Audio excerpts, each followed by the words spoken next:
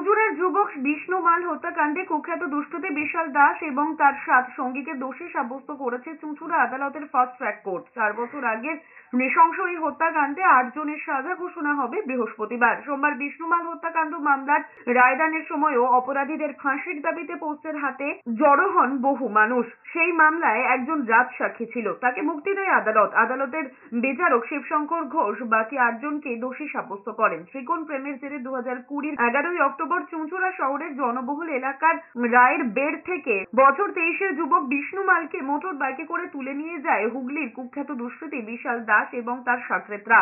সেই রাতেই চাঁদদানি এলাকায় একটি বাড়িতে বিষ্ণুকে নৃশংসভাবে হত্যা করে বিশাল। ধর মুন্ডু থেকে আলাদা করে দেহকে 6 টুকরো করে দেওয়া হয়। খুন করে দেহ টুকরো করার ছবি মোবাইলে তুলে রাখা হয়। পরে পকেটে করে শেওড়াফুলি এবং বৈদ্যবাটির বিভিন্ন জায়গায় দেহাংশ ফেলে দেওয়া হয়। ঘটনার তদন্তে নেমে সেই নৃশংস হত্যাকাণ্ডে যুক্ত সমস্ত অপরাধীকে গ্রেফতার করে পুলিশ।